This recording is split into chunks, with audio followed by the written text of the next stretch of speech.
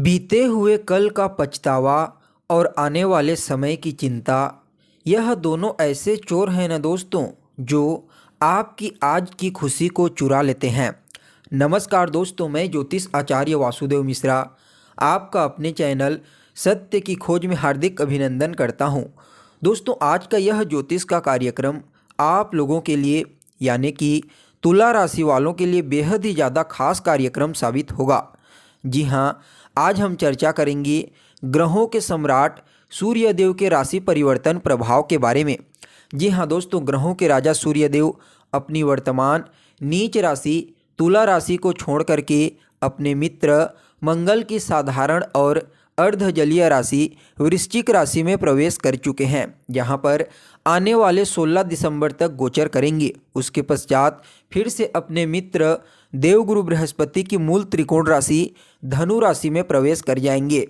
तो ऐसे में दोस्तों आज जानने का प्रयास करेंगे इस ज्योतिष के कार्यक्रम में कि सूर्यदेव अपने मित्र की वृश्चिक राशि में गोचर करते हुए आपको किस प्रकार का फलाफल देने में सक्षम रहेंगे, और सूर्यदेव के इस गोचर काल को बेहतर बनाने के लिए आपको कौन सा उपाय करना चाहिए, हर एक जानकारी विस्तार के साथ आपको बताएंगे। इसलिए आज के इस कार्यक्रम को अंत तक देखिए। और दोस्तों, अगर आप अपनी जन्म कुंडली पर हमसे परामर्श लेना चाहते हैं तो वीडियो के अंदर और वीडियो के डिस्क्रिप्शन बॉक्स में आपको नंबर मिल जाएगा, जहां से आप संपर्क कर सकते हैं। तो दोस्तों देखिए, यह जो राशिफल मैं आपको बताऊंगा यह आपकी जन्म की राशि यानी कि चंद्र राशि पर आधारित है। अगर आप अपनी चंद्र राशि नहीं जानते तो प्रचलित नाम राशि के आधार पर इसे आप समझ सकते हैं। देखिए, ज्योतिष शास्त्र में सूर्यदेव को बेहद ही महत्वपूर्ण ग्रह कहा जाता है। सूर्यदेव वैसे तो मुख्य रूप से हमारी आत्मा के कारक ग्रह होते हैं, लेकिन सूर्यदेव हमारे जीवन में और कई क्षेत्रों का प्रतिनिधित्व करते हैं। जैसे कि किसी व्यक्ति की जन्म कुंडली में अगर सूर्य महाराज बलवान अवस्था में होते हैं तो वह व्यक्ति जीवन के हर क्षेत्र में विशेष सफलता की प्राप्ति करता है। उसे समाज में मान सम्मान, पद प्रतिष्ठा और प्रसिद्धि कदम कदम पर मिलती रहती है। उस व्यक्ति का शरीर निरोगी रहता है, उसकी इम्यून सिस्टम यानी कि रोग प्रतिरोधक क्षमता काफ़ी मजबूत रहती है, और उस व्यक्ति के अंदर आत्मविश्वास की भी कोई कमी नहीं होती।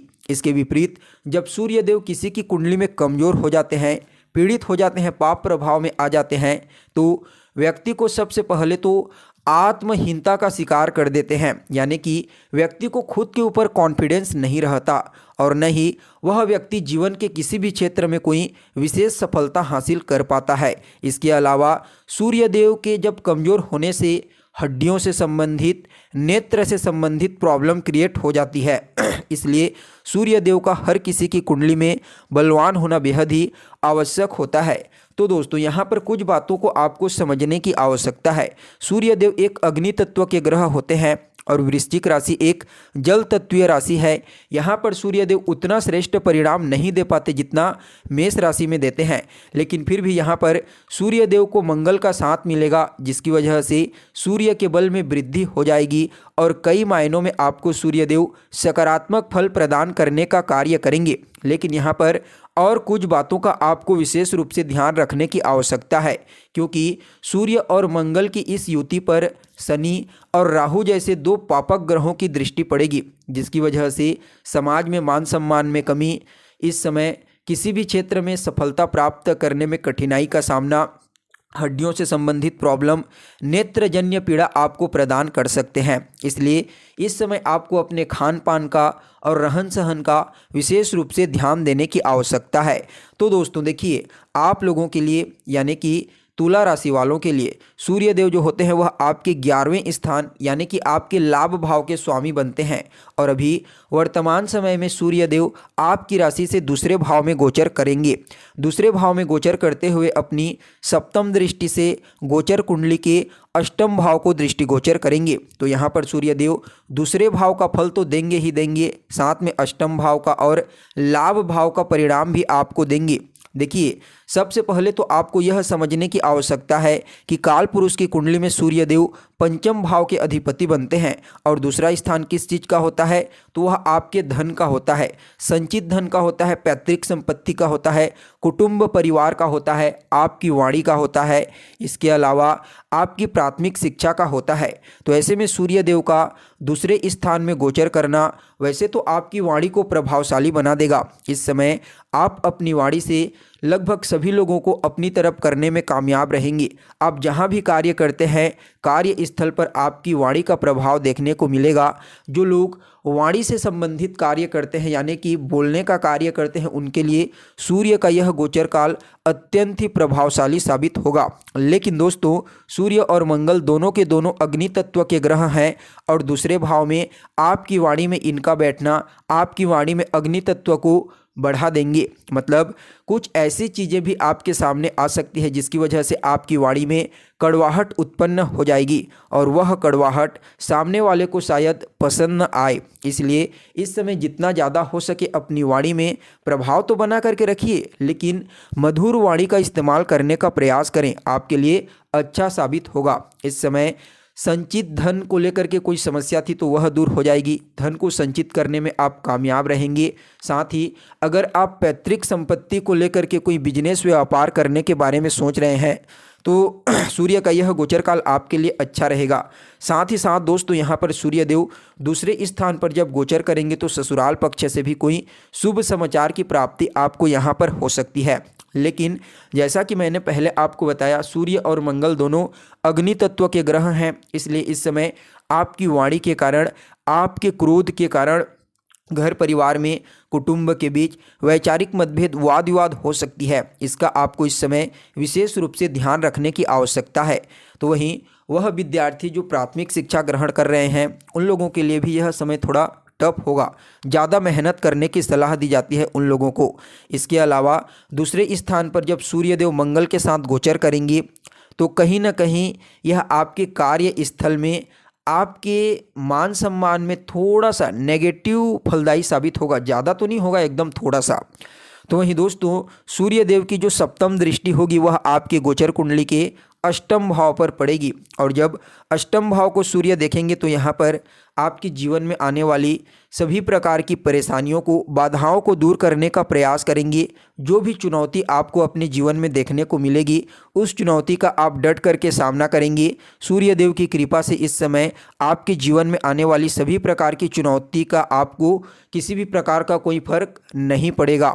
मतलब इस समय आप अपने जीवन में सभी प्रकार की परेशानी को दूर करते हुए आगे बढ़ेंगे, तरक्की हासिल करेंगे। साथ ही साथ अष्टम स्थान जो होता है वह रहस्य होता है। तो ऐसे में जो लोग रिसर्च के फील्ड में कार्य करते हैं या फिर रिसर्च के फील्ड से संबंधित शिक्षा ग्रहण कर रहे हैं उनके लिए सूर्य का यह गोचर काल अत्यंत ही श्रेष्ठ साबित होगा।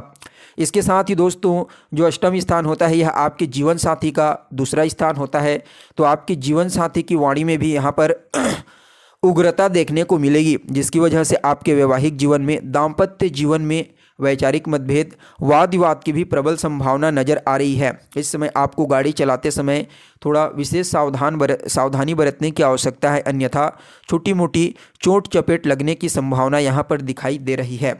इसके साथ ही दोस्तों अष्टम भाव में जब दृष्टि डालेंगे तो ब्लड से संबंधित प्रॉब्लम, हड्डियों में दर्द, जोड़ों में दर्द, किडनी से संबंधित प्रॉब्लम, ऐसी चीज़ें आपको फेस करनी पड़ सकती है अगर आपकी जन्म कुंडली में भी सूर्य की स्थिति कमज़ोर हुई, अष्टम भाव की स्थिति कमज़ोर हुई तब, अन्यथा कोई परेशानी आपको नहीं होगी। इसका भी आपको विशेष रूप से इस गोचर काल के दौरान ध्यान रखने की आवश्यकता है। यानी कि सूर्य देव जो है वह दूसरे भाव में गोचर करते हुए आपके अष्टम भाव को देखेंगे तो आपके जीवन में आने वाली सभी प्रकार की बाधाओं को दूर करने का प्रयास करेंगे। तो वहीं दोस्तों देखिए सूर्य देव आपके लाभ भाव के अधिपति बन करके दूसरे स्थान में गोचर करेंगे, यानी कि लाभ का अधिपति धन स्थान में। इसे ज्योतिष शास्त्र में एक महान राजयोग कहा जाता है, महाधनवान योग है। जब लाभ भाव का स्वामी दूसरे स्थान में गोचर करता है तो व्यक्ति के जीवन में धन की कमी किसी भी प्रकार से नहीं होती। चारों तरफ से उस व्यक्ति के जीवन में धन का आगमन होने लगता है। वह व्यक्ति धन को काफ़ी मात्रा में संचित कर पाता है और पैतृक संपत्ति की प्राप्ति भी उसे होती है। पैतृक संपत्ति से ही वह व्यक्ति आगे बढ़ता है। तो ऐसे में दोस्तों इस समय आपके जीवन में धन आने के सभी मार्ग खुल जाएंगे। सूर्य के इस गोचर काल के दौरान जो पैसा आपका किसी जगह पर फंसा हुआ था वह पैसा भी आपको इस गोचर काल के दौरान प्राप्त होने वाला है। साथ ही साथ अगर आपकी कोई मनोकामना थी, कुछ भी ऐसी इच्छा जिसके लिए आप लंबे समय से प्रयास कर रहे थे लेकिन वह इच्छा आपकी पूरी नहीं हो पा रही थी, तो यकीन मानिए सूर्य का यह गोचर काल आपकी उस इच्छा को पूरी कर देगा। साथ ही साथ यहाँ पर आपके बड़े भाई बहनों को भी अपने कार्य क्षेत्र में विशेष सफलता की प्राप्ति होने का योग बना हुआ है। इसके अलावा दोस्तों अगर आप कुछ नया बिजनेस व्यापार शुरू करना चाहते हैं तो आप कर सकते हैं। कुछ नई वस्तु खरीदना चाहते हैं तो खरीद सकते हैं। अगर भूमि, भवन, मकान, वाहन इन क्षेत्रों में निवेश करने के बारे में भी विचार बना रहे हैं तो यहाँ पर आपको अवश्य निवेश करना चाहिए। यहाँ से भी आपको लाभ की प्राप्ति सूर्य के इस गोचर काल के दौरान देखने को मिलेगी। कुल मिलाकर के देखा जाए तो सूर्य देव का यह जो गोचर काल होगा धन के मामले में काफ़ी अच्छा रहेगा, लेकिन थोड़ा सेहत को लेकर के और अपने वैवाहिक जीवन को लेकर के थोड़ा आपको ध्यान देने की आवश्यकता है। बाकी सब कुछ आपके अनुकूल होगा। फिर भी सूर्य देव की इस गोचर काल को अपने अनुकूल बनाने के लिए रोजाना सूर्य देव को अर्घ्य प्रदान कीजिए, आदित्य हृदय स्तोत्र का पाठ कीजिए। साथ ही साथ रविवार के दिन आपको मजदूरों की सेवा करनी चाहिए, यह आपके लिए अच्छा रहेगा।